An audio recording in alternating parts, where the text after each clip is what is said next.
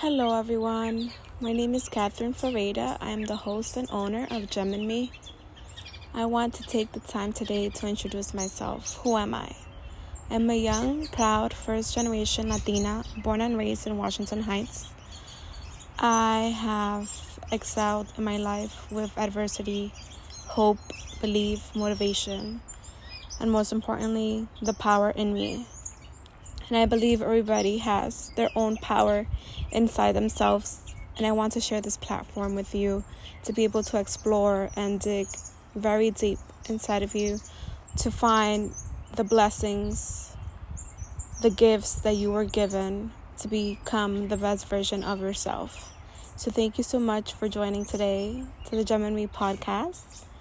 I hope to give you blessings, aha moments, many gifts really that you have within yourself to be able to unfold and find those within you.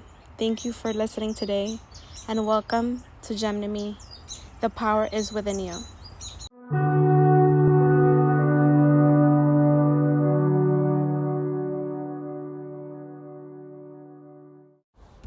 Hello everyone, Gem and Me here. Thank you so much for being here today and tuning in. It's an honor to be with you here today, learning and expanding our knowledge to become the best version of ourselves. Today we're going to talk about the 5 love languages. I'm not sure if you heard about it before, but it's an amazing concept and book. And I would like to kind of dissect this book in ways that you can learn, the 5 love languages and what that means. So love is a form of energy and language. Many people find it hard to love others or themselves, and I believe that is one of the deepest forms of connection and exchange in the world. Love could move mountains and conquer all problems and obstacles. Love was a very foreign language to me for a very long time.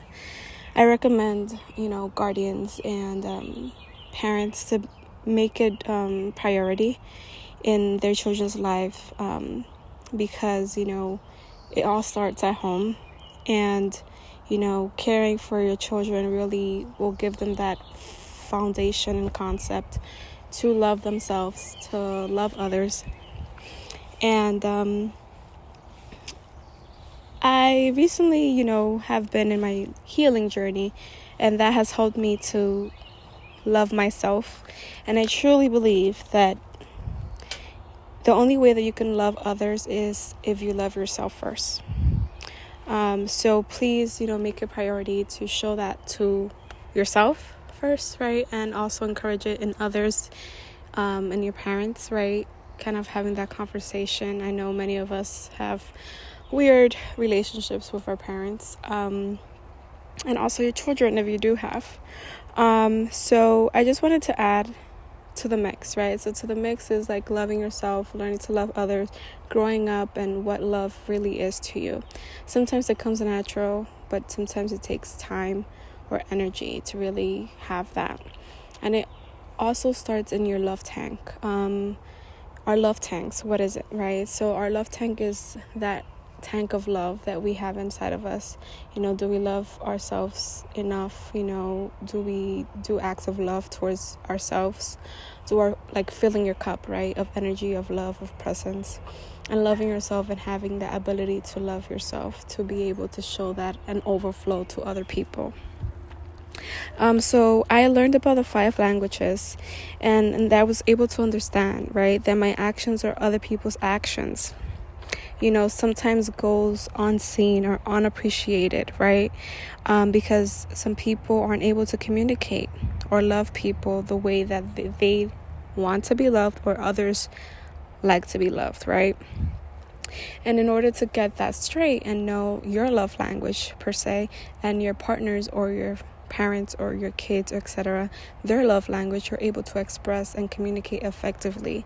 If you're not able to understand that, then you might be doing some actions or things that you think are love, right? But they don't perceive it as such, and they don't appreciate it or see it because that's not their love language. So this is huge. This is very big.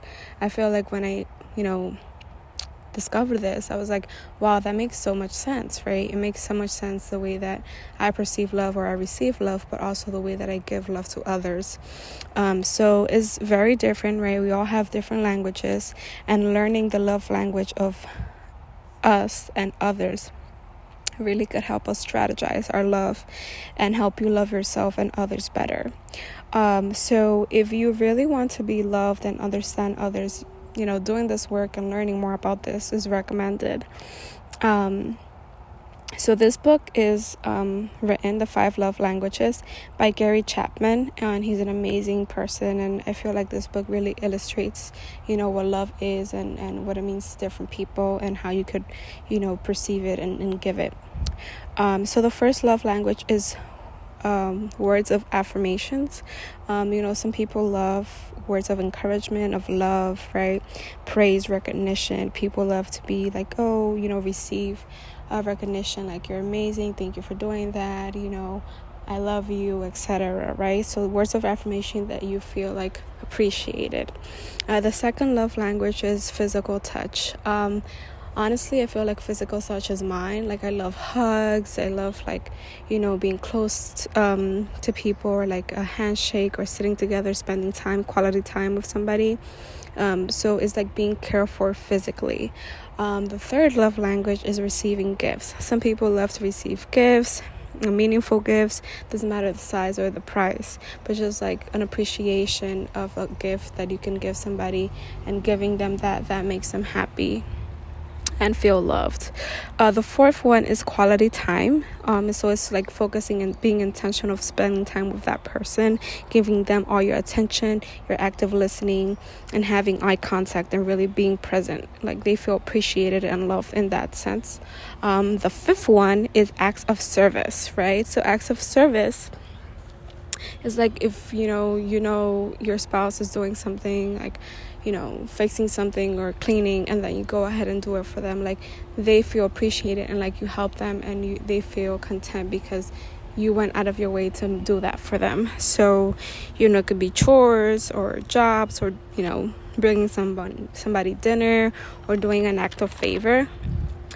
So like I said, knowing and understanding these love languages can really enhance your experience and your relationship with yourself and other people. I feel like it really helps the quality of love interactions, and you're able to love yourself better. You know what you like, you try to be more intentional about those things that you do, so you feel loved.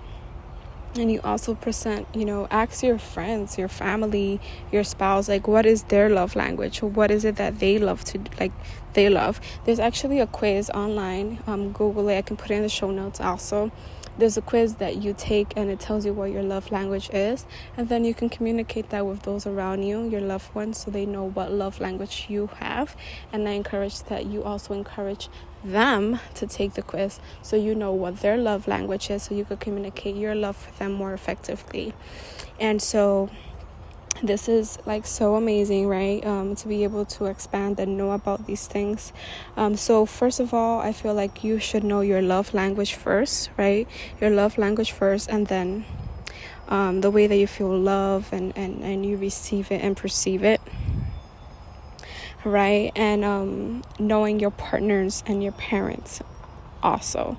Ask them, questions like, what is your love language? That you feel most joy in receiving, and what lack of love language hurts you the most, right?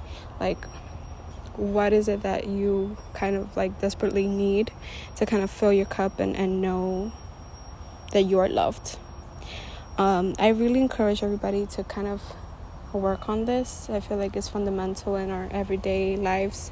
It could really change your life and your relationships. Thank you so much for listening today. I hope this is very helpful, and it enhances your love life with yourself and those around you. Have an amazing day. Thank you for being here today. Hello everyone, thank you so much for listening to today's episode. I am so grateful that you're here listening to my podcast, Gem in Me.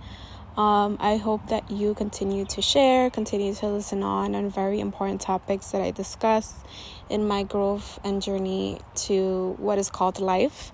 I hope that you're able to learn and explore different values and things that you have within you. I really hope to serve as a support system and a community to those who need that inspiration in that community, because I know that I needed this, I still do, but like growing up, I feel like I needed something where I can, see the examples and have a support system. So I hope to serve as such. Thank you for listening and have a great one.